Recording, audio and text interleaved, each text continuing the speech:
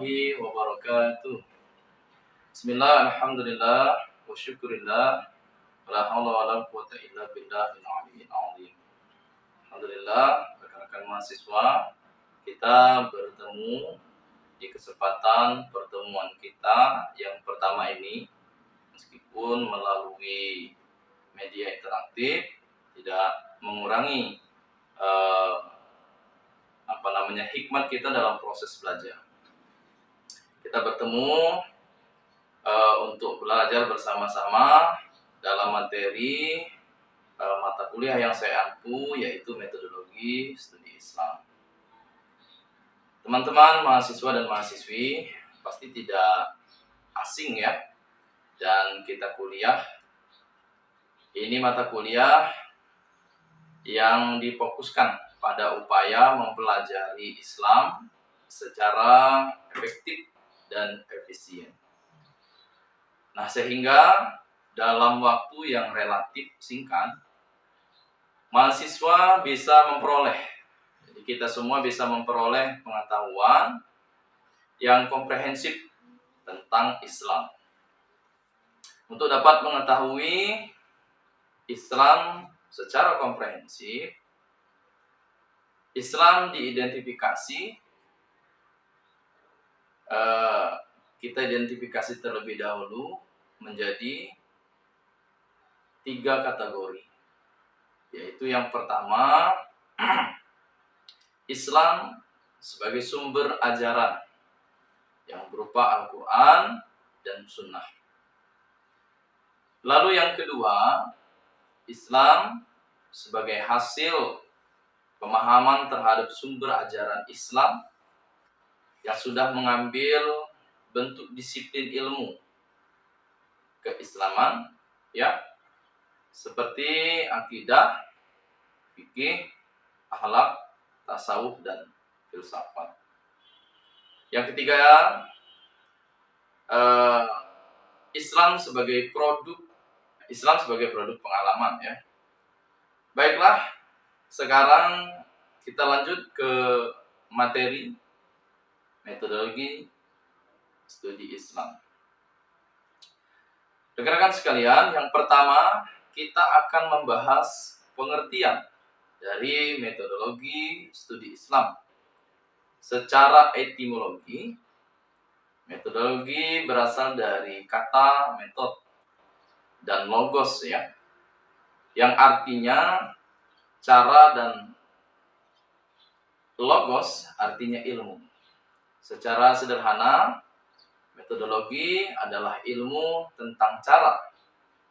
Menurut Ahmad Tafsir tahun 1995, bahwa metodologi adalah cara yang paling cepat dan tepat dalam melakukan sesuatu.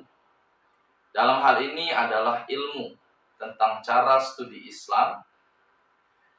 Lalu selanjutnya ada Abraham Kaftan yang dikutip Abu Sadikin pada tahun 2000 menjelaskan bahwa metodologi adalah kajian dengan penggambaran, deskripsi, ya, penjelasan, eksplanasi, dan pembenaran, justifikasi berdasarkan pendapat Kaftan. Dan metodologi mengandung unsur-unsur.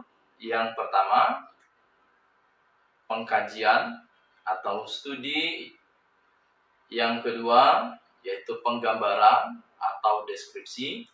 Lalu yang ketiga, penjelasan atau eksplanasi. Dan yang keempat adalah pembenaran atau justifikasi. Islam berasal dari bahasa Arab, dari kata salimah, dan salimah, ya, mengandung arti selamat, tunduk, dan berserah. Lalu aslama juga mengandung arti kepatuhan, ketundukan, dan berserah. Maka orang yang tunduk patuh dan berserah diri kepada ajaran Islam, bisa kita sebut sebagai muslim dan akan selamat di dunia sampai akhirat. Lalu Islam adalah nama sebuah agama samawi, ya, yang disampaikan melalui para rasul Allah, khususnya Rasulullah Muhammad SAW, untuk menjadi pedoman hidup manusia. Di Barat, kajian Islam terkenal dengan Islamic Studies, yaitu usaha mendasar dan sistematis untuk mengetahui dan memahami serta membahas secara mendalam seluk-beluk yang berhubungan dengan agama Islam, baik ajaran-ajarannya, sejarahnya, maupun praktik-praktik pelaksanaannya secara nyata dalam kehidupan sehari-hari.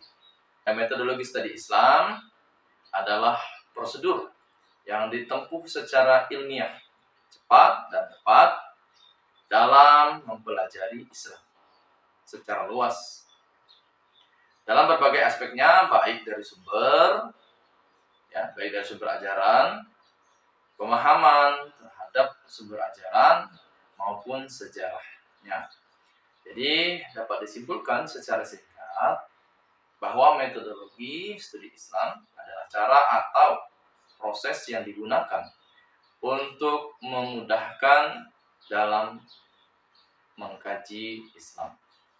Lalu apa manfaat dari kita mempelajari metodologi studi Islam? Ya, manfaat dari mempelajari metodologi studi Islam adalah yang pertama, untuk mengetahui jalan menuju hidup baik di dunia dan di akhirat. Yang kedua, Islam dipahami dari berbagai sudut sehingga kita bisa menilai dari sudut mana kita ambil pembelajarannya. Yang ketiga, menumbuhkan rasa toleransi karena kita memahami metode ini. Mungkin rekan-rekan sekian yang bisa saya sampaikan dalam materi yang pertama ini. Mudah-mudahan kita memahami pengertian dari metodologi studi Islam. Selanjutnya, sampai jumpa di materi berikutnya. Saya akhiri. Wallahul muwaffiq ila aqwamit thoriq. Assalamualaikum warahmatullahi wabarakatuh.